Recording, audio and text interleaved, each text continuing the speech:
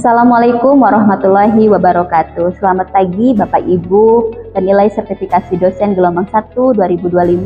Perkenalkan saya Santi Sartika, Sarjana Syariah Magister Ekonomi Syariah, salah satu dosen program studi manajemen Sekolah Tinggi Ilmu Ekonomi Yasa Anggana. Video ini dibuat untuk melengkapi persyaratan pengajuan dalam sertifikasi dosen gelombang 1 tahun 2025, yaitu pernyataan diri dosen dalam unjuk kerja Tidama Perguruan Tinggi pada PDD UKT PT bidang pengajaran. Pada kesempatan kali ini, mata kuliah yang saya ambil contoh dalam video pembelajaran adalah mata kuliah inti dalam program studi manajemen, yaitu manajemen perbankan. Mata kuliah ini terdiri dari 3 SKS. Mata kuliah ini disampaikan dengan metode DI, yaitu Delivery Interaction Assessment, dalam proses pembelajaran yang ada di kelas secara online maupun offline. Deskripsi mata kuliah ini yaitu membahas berbagai aspek dalam perbankan, yaitu ada peran perbankan dalam perekonomian, manajemen dana bank, manajemen kredit, pengelolaan laporan keuangan bank, serta beberapa indikator tingkat kesehatan bank. Selain itu, diperkenalkan pula dua sistem perbankan, yaitu ada konvensional dan juga ada syariah. Selain itu juga dibahas isu-isu kontemporer perbankan syariah dan juga konvensional. TPL Prodi mata kuliah pada Prodi Manajemen. Yang pertama, dilihat dari sikap berkontribusi dalam peningkatan mutu kehidupan bermasyarakat, berbangsa, bernegara, dan juga kemajuan peradaban berdasarkan Pancasila. Untuk pengetahuan, menerapkan konsep dan teori bidang keuangan dalam perbankan untuk meningkatkan kinerja organisasi dan lingkungan. Keterampilan umum, mahasiswa mampu merencanakan, mempersiapkan, dan juga melaksanakan kegiatan penjualan produk dan jasa keuangan perbankan. Keterampilan khusus, mampu mengaplikasikan ilmu pengetahuan seperti bank officer, customer service, internasional, dan juga account officer sehingga memiliki keterampilan bidang keuangan yang diperlukan badan pengguna dan penyandang dana, misalnya perusahaan dan lembaga pemerintahan. CPMK mata kuliah ini, yang pertama, mahasiswa mengetahui teori ruang lingkup perbankan, yang kedua, mahasiswa mengetahui, memahami, dan mampu menjelaskan manajemen dana bank, yang ketiga, mahasiswa mengetahui dan memahami manajemen kreditan bank. Yang keempat, mahasiswa mampu menjelaskan dan juga menganalisis laporan keuangan perbankan, manajemen pemasaran perbankan, serta isu-isu kontemporer perbankan konvensional dan juga syariah. Dalam materi pokok bahasan yaitu ada 14, yang pertama ada ruang lingkup perbankan, yang kedua ada manajemen dana, yang ketiga manajemen kredit, yang keempat ada analisis kredit, yang kelima ada manajemen jasa bank, dan yang keenam ada laporan keuangan perbankan, dan ketujuh ada tingkat kesehatan bank, dan kedelapan ada koperasi simpan pinjam. Nah, selanjutnya yang kesembilan ada penggadaian, dan kesepuluh ada sewa guna usaha atau leasing, yang kesebelas ada asuransi, dan yang kedua belas ada dana pensiun, dan ke-13 ada manajemen pemasaran perbankan, dan yang ke-14 ada isu-isu kontemporer bank konvensional dan juga bank syariah. Lalu referensi yang kami gunakan dalam mata kuliah ini, dalam mata kuliah manajemen perbankan ini ada cukup banyak, yaitu referensi wajib utama, yaitu ada dari Denda Wijaya Lukman, ya, dan yang kedua ada dari Mudraja Kuntoro Soehardono, dan juga ada Kitab Duga Sihombing, dan yang keempat ada Felisa Rifai dari buku dengan judul buku Credit Management Handbook. Lalu ada pendukung referensi yang lain, yaitu ada dari Andrianto, Didin Fatihudin, dan juga ada dari Kasmir Khairul Umam, yaitu judul buku Manajemen Perbankan Syariah, dan juga ada Peraturan Bank Indonesia tentang Kewajiban Modal Minimum Bank, dan juga ada dari Sri Langgeng Ratnasari, dan juga dari Jurnal Nasional. Pada mata kuliah ini, aspek penilaian terdiri dari beberapa poin. Yang paling besar itu pada aspek penilaian UAS, yaitu sebesar 40%, dan yang kedua dari UTS 30%, dan yang ketiga yaitu dari tugas terstruktur, yaitu sekitar 20%, dan absensi kehadiran adalah 10%. Metode pembelajaran yang digunakan yaitu ada metode ceramah, ya, yang kedua ada diskusi, dan juga ada simulasi, dan yang keempat ada pembelajaran berbasis masalah. Berikut adalah contoh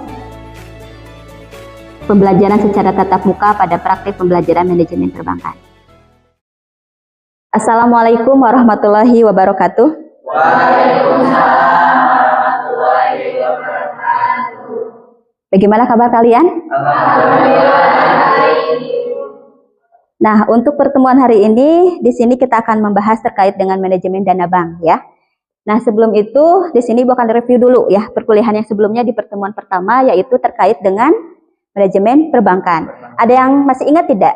Yang kita pelajari di sebelum pertemuan kedua, sebelum pertemuan pertama apa saja kiranya? Ada yang tahu nggak kiranya? Siapa yang masih ingat mungkin? Silahkan. Jadi kalau misalnya di catatan saya, minggu kemarin itu membahas mengenai ruang lingkup manajemen perbankan.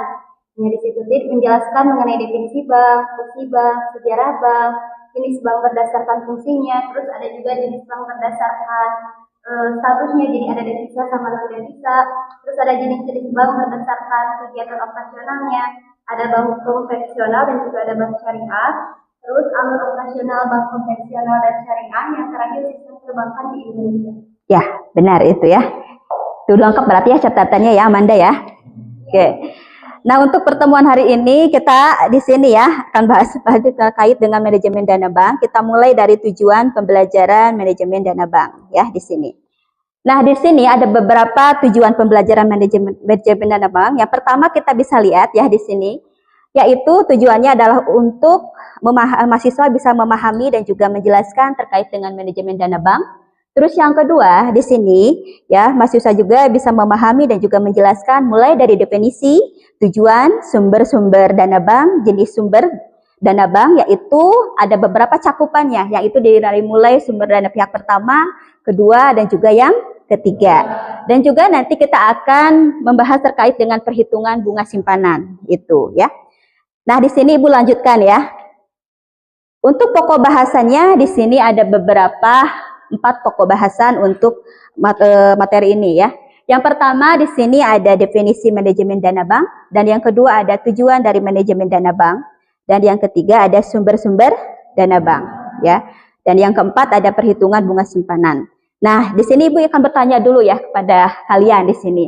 Mungkin ada yang tahu mungkin atau sudah membaca referensi yang sebelumnya terkait dengan mata kuliah ini atau materi ini ya, manajemen dana bank. Untuk apa sih kita harus mempelajari manajemen dana bank? Silahkan. Ada yang tahu tidak? Boleh silakan. Kalau menurut pemahaman saya sendiri, Bu, kenapa kita itu penting mempelajari manajemen dana bank? Karena tadi sudah disebut sedikit ya, Bu, untuk lebih memahami industri perbankan, mulai dari definisi, tujuan, sumber dana, dan juga yang lainnya.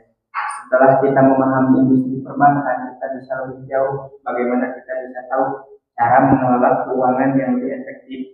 Dengan efektivitas tersebut, kita akan lebih mengoptimalkan juga penggunaan dana bank. Jadi, itu mungkin yang bisa dapat saya sampaikan mengenai mengapa sih pentingnya kita mempelajari manajemen dana bank. Iya, itu sudah ini ya, tepat ya di sini. Jadi memang benar ya itu. Ketika misalkan di sini kita ya kan sebagai mahasiswa, apalagi di prodi manajemen, kenapa harus mempelajari terkait dengan materi manajemen dana bank itu sendiri, yang intinya di sini kita bisa mengambil keputusan dalam mengelola ya terkait dengan penggunaan dana bank itu sendiri, yaitu yang berasal dari dana pihak pertama sampai yang kedua dan juga yang ketiga itu. Oke, itu secara umum sudah kalian tahu ya terkait dengan kenapa kita harus mempelajari manajemen dana bank. Kita akan masuk ke definisi dari manajemen dana bank ya di sini. Untuk manajemen dana bank itu sendiri ya di sini, ini adalah suatu kegiatan untuk perencanaan, pelaksanaan, dan juga pengendalian terhadap penghimpunan dana yang ada di masyarakat ya di sini. Dan di sini juga ada definisi yang lain terkait dengan manajemen dana bank, yaitu adalah upaya yang dilakukan oleh lembaga bank dalam mengelola atau mengatur posisi dana yang diterima dari aktivitas simpanan ya, dan juga di sini disalurkan kepada aktivitas pembiayaan dengan harapan bank yang bersangkutan tetap mampu memenuhi kriteria likuiditas, rentabilitas, dan juga solvabilitas ya di sini. Ada yang tahu mungkin maknanya bagaimana ini terkait dengan definisi manajemen dana bank itu sendiri ya. Ibu contohkan saja di sini ya terkait dengan makna dari definisi manajemen dana bank, ataupun misalkan diilustrasikanlah sama Ibu ya di sini. Nah, misalkan di sini kan ada contoh kasusnya, misalkan Bank A memiliki sumber dana, misalkan ya di sini dari simpanan, itu misalkan sebesar 100 juta ya di sini. Nah, di sini terdiri dari dana nasabah, yaitu misalkan deposito 40 dan juga untuk tabungan 60 ya. Ini sederhana saja Ibu contohkan ya. Terus misalkan di sini bank A itu akan menyalurkan simpanan itu sendiri ke dalam bentuk penyaluran kredit. sebesar 80 juta. Yang dimana di sini harapannya untuk apa? Kenapa di sini harus ada komposisinya, ya kan? Tidak semuanya itu kan untuk penggunaan dana itu sendiri ke kredit, tapi juga kita ada posisikan untuk likuiditas ataupun cadangan likuiditas itu ya. Karena di sini untuk bisa menjaga likuiditasnya dalam keadaan baik seperti itu ya. Jadi harus ada komposisinya. Jadi tidak semuanya di sini ya di pembiayaan begitu untuk yang manajemen dana bank. Jadi intinya untuk definisi dari manajemen bank itu sendiri ya, kita bisa mengelola dana tersebut baik dari simpanan itu sendiri dan kita bisa mengatur ya dana simpanan itu sendiri sehingga bisa meningkatkan rentabilitas ataupun bisa di sini menghasilkan keuntungan atau laba yang memang cukup besar seperti itu ya. Oke, Ibu next saja dulu ya. Oke. Nah, di sini ada beberapa tujuan dari manajemen dana bank ya.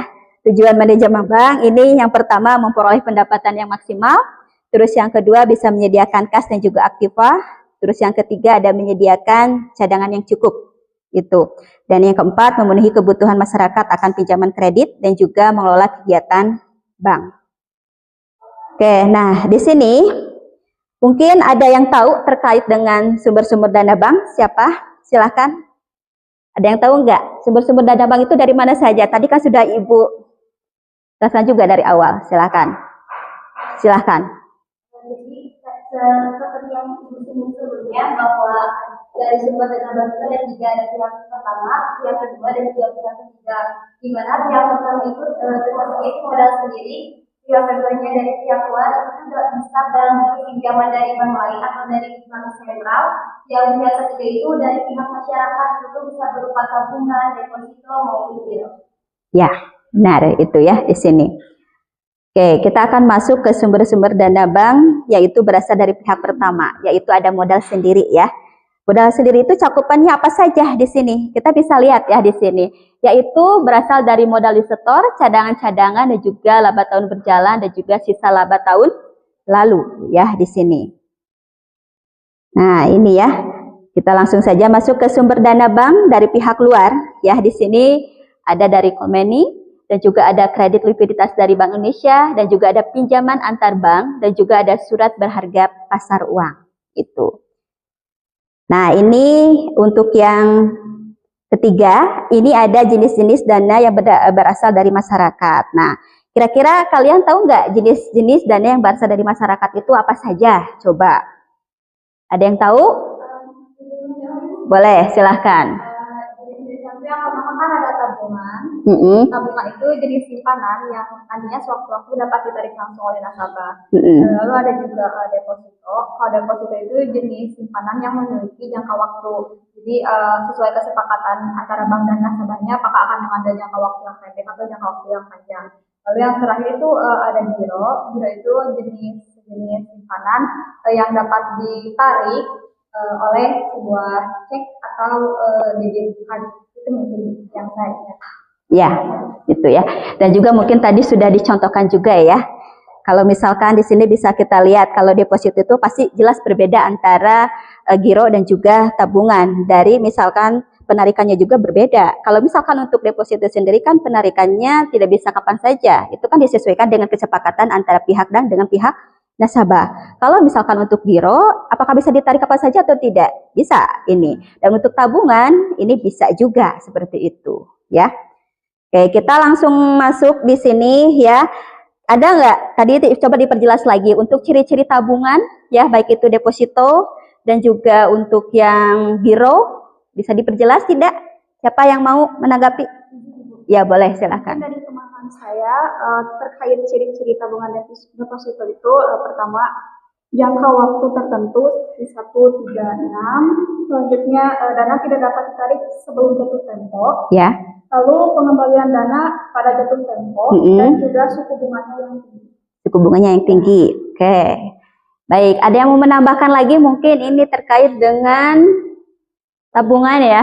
Silahkan. Ibu menambahkan untuk ciri-ciri tabungan sendiri itu yang pertama itu dapat ditarik sewaktu-waktu sesuai kebutuhan juga, dan yang selanjutnya suku bunga lebih tinggi daripada giro, dan yang selanjutnya akses mudah berbagai cara seperti ATM, internet, m-banking, mobil m-banking, dan yang selanjutnya ada biaya administrasinya. Ya, gitu ya. Iya. Jadi untuk penarikannya ini mudah ya kalau misalkan menggunakan tabungan begitu ya. Oke. Ya, yang selanjutnya di sini Ibu akan langsung saja masuk ke perhitungan bunga simpanan. Ya. Nah, di sini ada 3 metode untuk perhitungan bunga simpanan. Yang pertama kita akan menghitung metode saldo terendah. Yang kedua ada perhitungan saldo rata-rata, ya. Yang ketiga ada perhitungan saldo harian, ya di sini. Kita masuk saja langsung ke contoh perhitungan bunga tabungan. Sudah kan? Sudah dipersiapkan mungkin buku catatannya ya? Ya. Nah, di sini Ibu ambil contoh dari laporan rekening tabungan Mr. X per 30 September tahun 2017 ya di sini. Nah, di sini coba kalian hitung ada berapa transaksi? 7 ya. Oke, nah ada 7 transaksi di sini. Nah, kita mulai di sini dilihat untuk yang tanggal 1 itu ada setor tunai ya, yaitu posisinya berada di kredit. Karena ini bentuknya penerimaan ya. Kalau debit itu adalah pengeluaran ya. Maka di sini untuk saldonya itu sendiri adalah 6 juta. Untuk yang tanggal berikutnya di tanggal 6 setor dengan cek yaitu 15, itu untuk saldonya ada penambahan sekitar 21 dan untuk tanggal 12 ada tarik tunai, maka ada pengurangan di sini ya menjadi 8 juta. Dan untuk transfer masuk 9 juta dan untuk berarti hasilnya di sini adalah 17 juta. Ya, sampai kita lihat juga dari setoran dengan cek itu adalah saldo yang sudah terkumpul itu untuk bulan September yaitu senilai 18 juta. Tuh ya. Oke, yang ini mungkin ya untuk yang saldo terendah kita akan hitung di sini. Untuk yang itu dilihat dari yang pertama 6 juta ya di sini. Untuk yang saldo terendahnya kita masukkan ya di sini ya. Oke, untuk yang saldo rata-ratanya di sini jadi tinggal kita jumlahkan dulu baru nanti dibagi dengan berapa transaksi, baru nanti kita akan hitung bunganya berapa. Dan untuk saldo harian juga ini nanti kita hitung per hari ya untuk saldo hariannya. Dan ini hasilnya ya. Oke, untuk mematangkan lagi di sini ya terkait dengan perhitungan bunga simpanan, maka dari itu Ibu akan memberikan penugasannya ataupun misalkan latihan untuk perhitungan bunga simpanan ini. Boleh kalian bisa dicatat terlebih dahulu untuk latihannya. Silakan.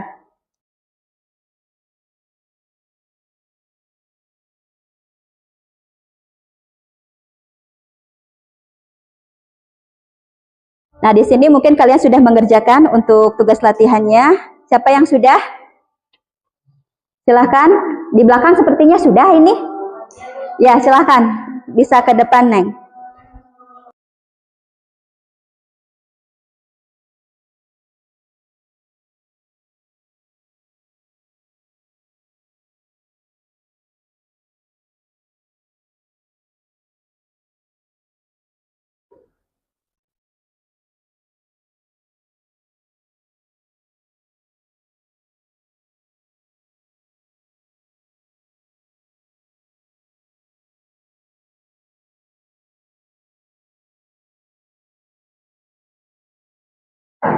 Oke, ini Lisna berarti menjawab terkait dengan laporan rekening tabungan ya, yang dipertanyakan dari soal yang pertama ya, buat laporan rekening tabungan itu.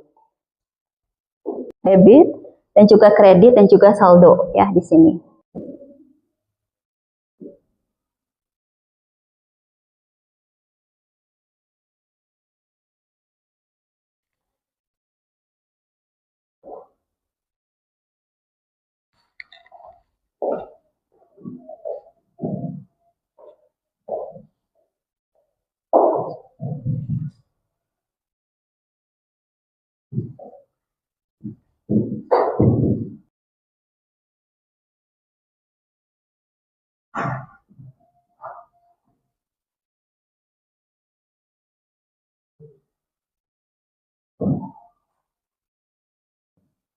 Untuk kesimpulannya, untuk hasil dari perhitungan berapa?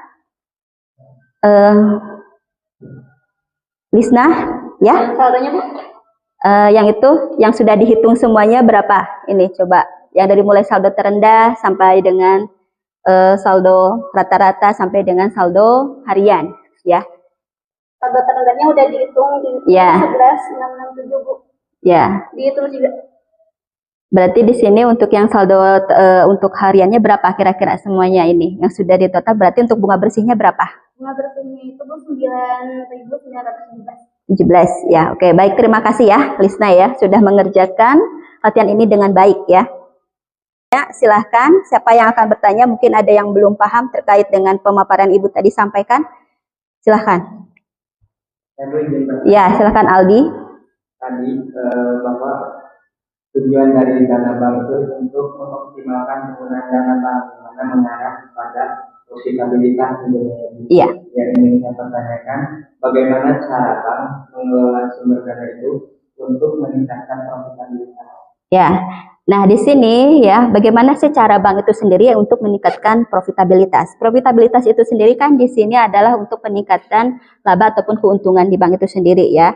Maka di sini ada beberapa strategi untuk meningkatkan profitabilitas ya, yaitu dengan meningkatkan volume dana dari nasabah seperti misalkan giro, tabungan dan juga deposito. Dan juga di sini kita bisa menentukan strategi yang kedua, yaitu menentukan suku bunga yang kompetitif untuk menarik dana nasabah, sehingga di sini volume dana bank itu sendiri menjadi besar ya di sini. Dan juga pasti ada peningkatan investasi juga ya di sini, yaitu misalkan dalam bentuk pinjaman ya kan, ataupun misalkan investasi seperti itu.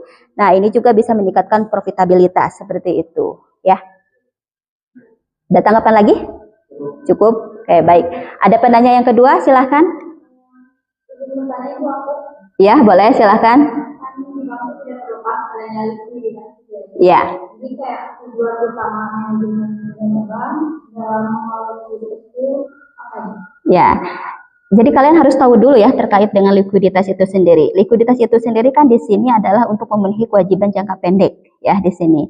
Bagaimana sih di sini pihak bank itu sendiri bisa memenuhi ataupun cukup likuiditasnya? Maka di sini kita harus memastikan ya kan, bagaimana sih bank itu sendiri memiliki cukup likuiditasnya atau misalkan tidak seperti itu. Ketika misalkan adanya penarikan dana yang besar seperti itu ya dari pihak nasabah, ataupun misalkan ada pembayaran kewajiban yang lain seperti itu ya untuk operasional, dengan demikian bank itu sendiri dapat menjaga kepercayaannya sehingga nanti bisa memenuhi kebutuhannya kepada pihak nasabah, yaitu dengan adanya penarikan dana seperti itu.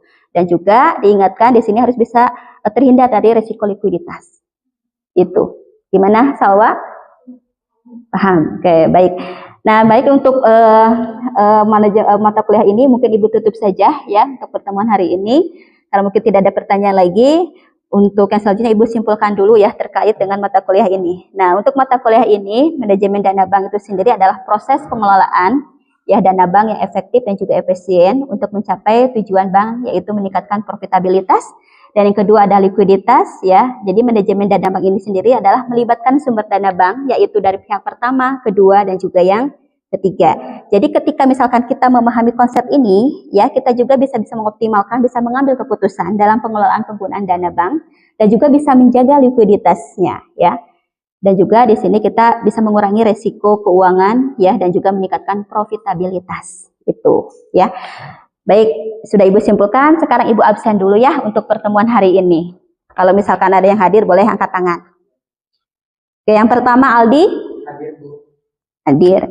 Terus yang kedua, Salma? Ya, hadir. Oke, Mega? Ya, Risa?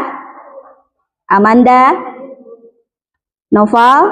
Ya, Salwa? Dina? Pertemuan hari ini mungkin kita tutup saja ya dengan bacaan hamdalah. Silahkan bisa dipimpin oleh KM, Mangga. Baik teman-teman, alhamdulillah untuk pertemuan kali ini sekian. Mudah-mudahan ilmu yang kita pelajari kali ini bisa bermanfaat dan menjadi wawasan baru untuk kita. Kita tutup pertemuan kali ini dengan bacaan hamdalah bersama-sama. Alhamdulillahirabbil alamin. Baik, terima kasih untuk kalian semuanya. Sampai ketemu lagi di pertemuan berikutnya ya. Sekian video pembelajaran dalam mata kuliah Manajemen Perbankan pada program studi Manajemen Sekolah Tinggi Ilmu Ekonomi Seanggana. Semoga menjadi bahan pertimbangan baik dalam proses pengajuan sertifikasi dosen gelombang 1 tahun 2025. Terima kasih. Wassalamualaikum warahmatullahi wabarakatuh.